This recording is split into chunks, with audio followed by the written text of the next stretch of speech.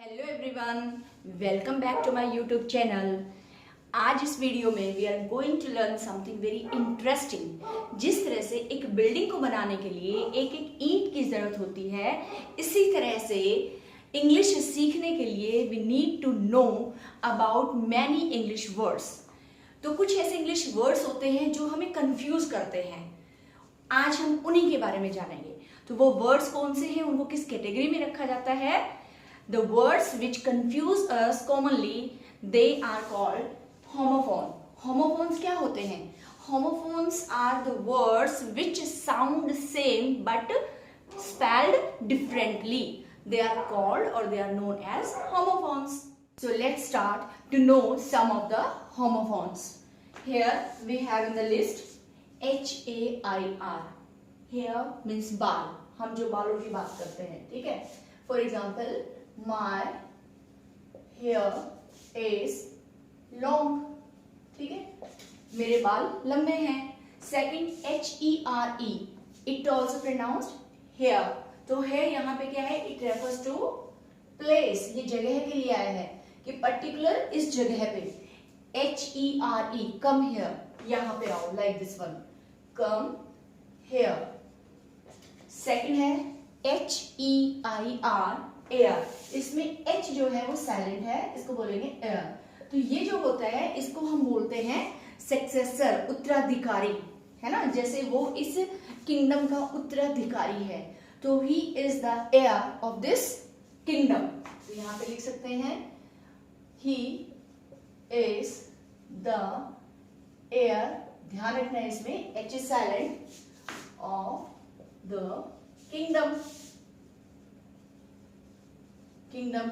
Next जो है HARE, it also pronounced as hair. तो ये क्या है? ये खरगोश के लिए, अ रैबिट. तो इट्स एन एनिमल, तो ये नाउन भी है एक तरह से.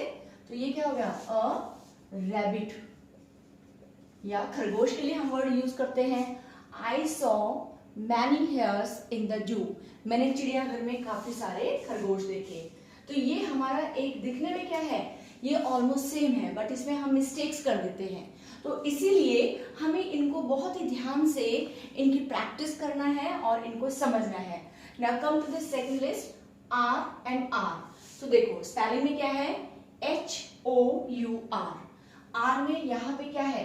H is silent, then the rest remain the same. तो आर क्या है?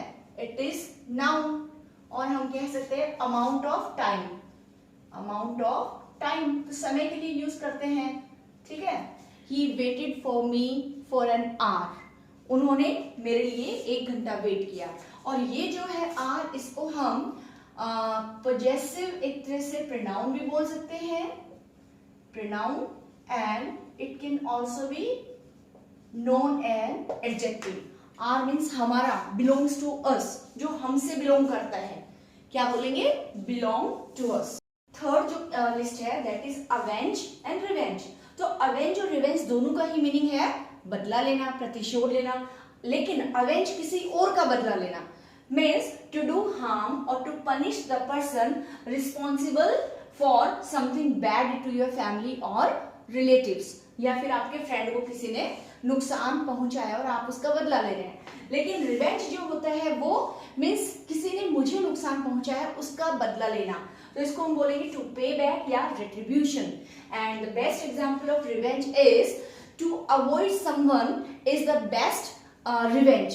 किसी को अवॉइड कर देना ही वो सबसे बढ़िया जो है वो रिवेंज है, बदला लेना है. नेक्स्ट जो लिस्ट है that is of admit and confess. Admit और कन्फेस दोनों का ही मीनिंग क्या होता है? स्वीकार करना, टू एक्सेप्ट. लेकिन क्या स्वीकार करना? एक तो इसका मीनिंग, एडमिट के 2 मीनिंग बनते हैं. टू अलाउ टू एंटर, यानी किसी को एंटर करने के लिए अलाउ करना. जैसे he admitted me to enter his office, या he admitted me to his office. उसने मुझे अपने ऑफिस में एडमिट किया, आने दिया. और इसी का दूसरा मीनिंग अगर हम लें तो एक होता है, देखो, स्वीकार करना मीन्स एडमिट और कन्फेस मीन्स मेंटल तौर पे माइंड में एक्सेप्ट करना कि yes I have done something wrong, कि मुझसे कुछ गलती हुई है. लेकिन वो मैं किसी के सामने नहीं एक्सेप्ट कर रहा, मैं अपने आप से ही एक्सेप्ट कर रहा हूँ. मेंटली मैं उस चीज को एक्सेप्ट कर रही हूँ, ठीक है। लेकिन कन्फेस जो होता है वो होता है टू एक्सेप्ट द फॉल्ट जो भी है इन फ्रंट ऑफ अदर पर्सन्स, यानी अपने अपराध को किसी दूसरे के सामने उसको स्वीकार करना। तो ये जो डिफरेंस है एडमिट और कन्फेस में है, एडमिट होता है मेंटल एक्सेप्टेंस ऑफ मिस्टेक और फॉल्ट, लेकिन कन्फेस जो होता है टू एक्सेप्ट वंस मिस्टेक और fault in front of other persons. Clear? Now come to the next one. इसमें है आर्टिस्ट एंड आर्टिसन। सिर्फ मीनिंग क्या है? आर्टिस्ट, आर्टिस्ट क्या होता है? A person who works in fine arts. Fine arts यानी जैसे पेंटिंग है या स्कल्पचर है या इन्हीं चीजों में है, तो ये क्या है? उसको हम बोलेंगे कलाकार। तो ही is a very good painter because he paints so beautifully, तो ये उसका आ गया। आर्टिसन जो होता है उसको हम बोलेंगे क्राफ्टमैन या कारीगर। अब क्राफ्टमैन और कारीगर, जैसे ही इज अ गुड पोटर, वो एक बहुत अच्छा पोटर है, मिट्टी के बर्तन बनाता है, जो भी है। तो इसमें भी फर्क है आर्टिस्ट एंड आर्टिसन। तो artist is a person who work in fine arts like painting etcetera, but artisan होता है कारीगर, ठीक है? क्राफ्टमैन कारीगर जो पोट्री है या कुछ और ऐसे मिट्टी के या किसी चीज से कुछ बनाता है। नाउ नेक्स्ट जो है वो बहुत ही इंपॉर्टेंट है, इनमें हम नॉर्मली जो है लोग कंफ्यूज होते हैं, एवोकेशन, वोकेशन एंड वेकेशन, ठीक है? अब देखो, वन इज एवोकेशन। अब ये जो है अ हॉबी, जिसको हम बोलते हैं ना ये मेरी हॉबी है, जैसे हम बोलते हैं उप व्यवसाय।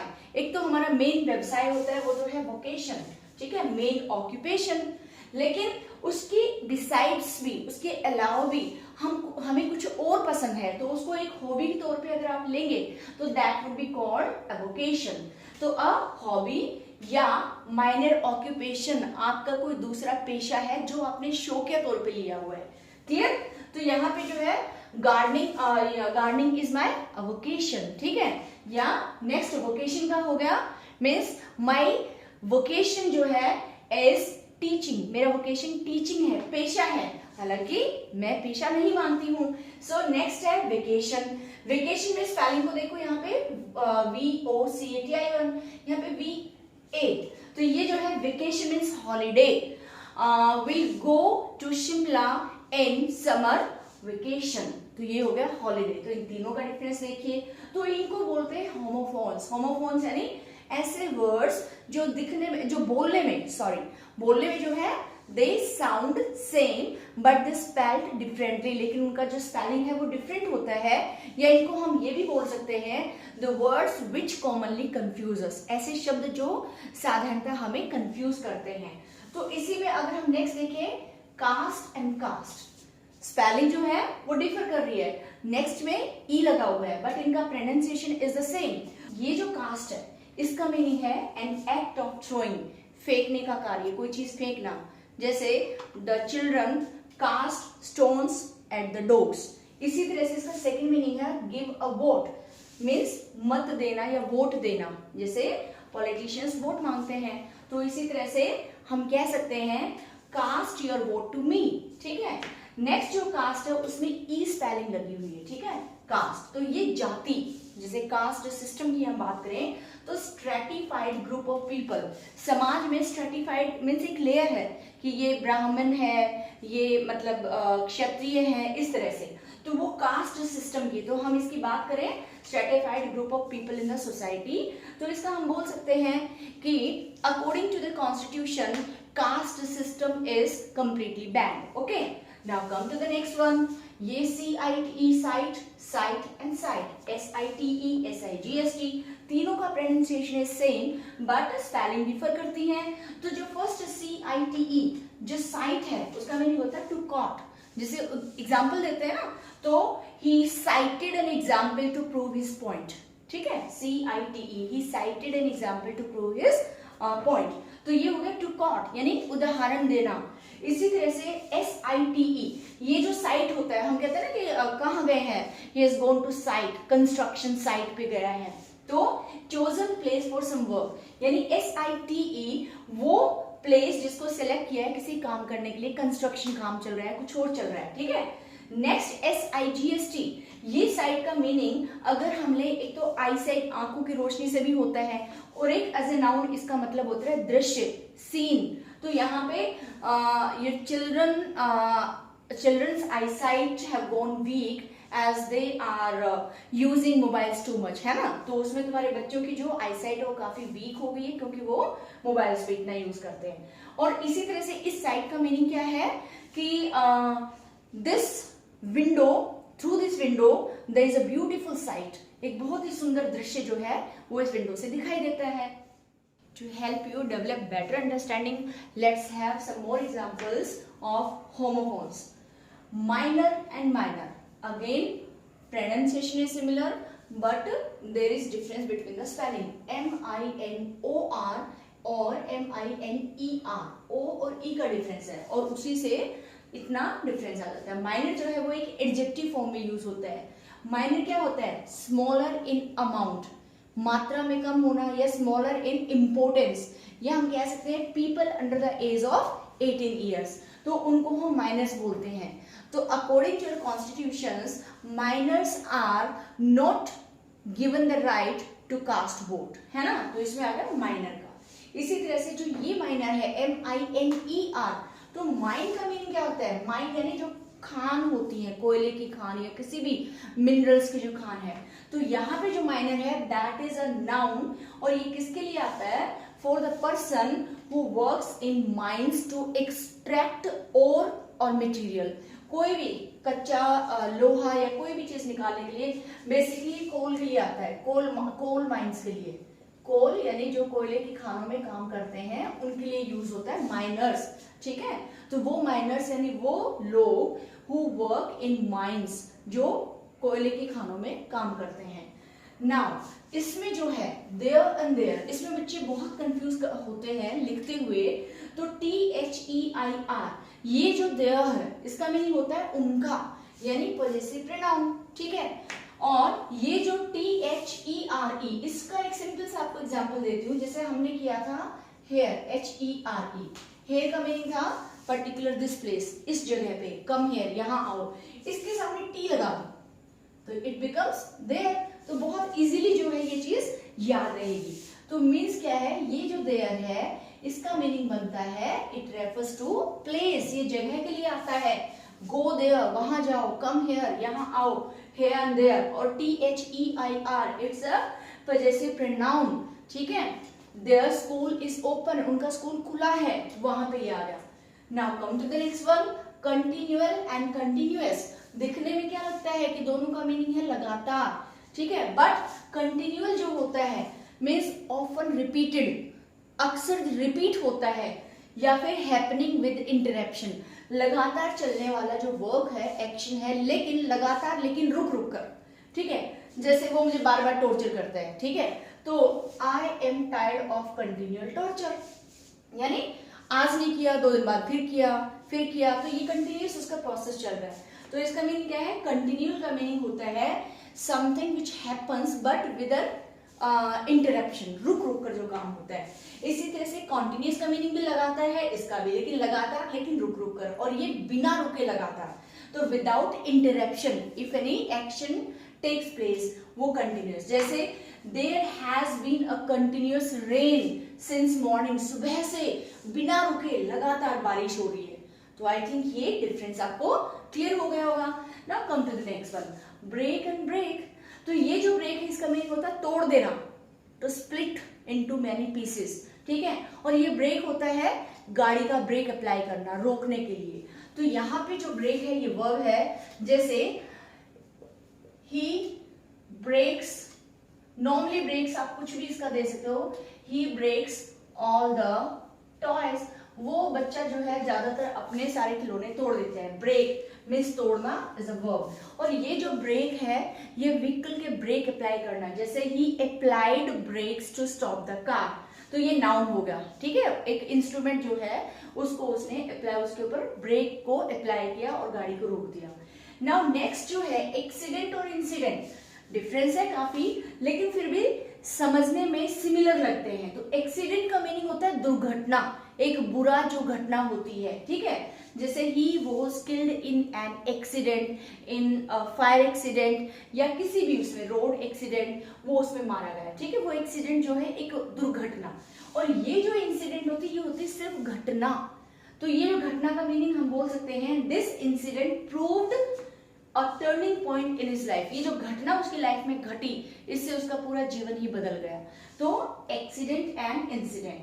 अब एक और कैटेगरी है क्रॉप्स, फसलें, फसलों के लिए वर्ड हम यूज करते हैं crops die want of rain, यानी बारिश की कमी से या पानी की कमी से फसलें सूख जाती हैं। तो ये हो गया CROPS, फसलें, ठीक है।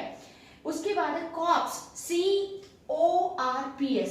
कॉप्स होता है पार्ट ऑफ आर्मी, आर्मी हमारी जो सेना होता है, सेना जो होती है उसका एक हिस्सा। तो जैसे मैं कह सकता हूँ I have joined the army medical corps, मैंने आर्मी मेडिकल कॉप्स को ज्वाइन किया है। और एक कॉप्स होता है CORPS, ये जो था उसके आगे ई लगा दिया तो ये बन गया डेड बॉडी, यानी लाश। तो यहाँ पे हम कहेंगे the battlefield was full of corpses, यानी जो युद्ध की भूमि थी वो पूरी तरह से लाशों से भरी हुई थी। तो ये crops, corps and corpse, clear. Now एक बहुत ही इंपॉर्टेंट जिसमें हम वी गेट कंफ्यूज, डिस्कवर और इन्वेंट दोनों का मीनिंग है। डिस्कवर क्या होता है, मीन्स खोजना, इन्वेंट हो गया आविष्कार करना। तो नॉर्मली हम इसका मीनिंग लेते हैं खोजने से, लेकिन डिस्कवर क्या होता है, जो चीज ऑलरेडी एग्जिस्टेड है इन दिस वर्ल्ड उसको खोजना। जैसे कोलंबस डिस्कवर्ड अमेरिका, तो अमेरिका तो ऑलरेडी था, ये देश जो था वो हमारी अर्थ के ऊपर था, लेकिन उसको खोजा किसने, कोलंबस ने। तो the thing that is already existed उसको डिस्कवर करना, उसका पता लगाना जो है वो हो गया डिस्कवर। लेकिन कोई नई चीज का आविष्कार कर देना, ठीक है, वो होता है इन्वेंट, इन्वेंशन। तो इसमें Thomas Alva Edison invented the bulb, Thomas Alva Edison ने बल्ब का आविष्कार किया, एक नई चीज बना दी। तो ये डिफरेंस इनमें है। तो मुझे लगता है you guys have very clearly understood what are homophones, क्या होते हैं, मीन्स जो जिनकी जो साउंड है वो सेम होती है बट उनकी स्पेलिंग्स जो है वो डिफर करती है। तो ये जो है होमोफोन्स का आज हमने किया, and I hope you guys will learn and you must have felt interesting and you will practice. तो जब तक नेक्स्ट वीडियो आती है आप इनकी प्रैक्टिस कीजिए एंड लाइक कीजिए, शेयर कीजिए एंड सब्सक्राइब कीजिए।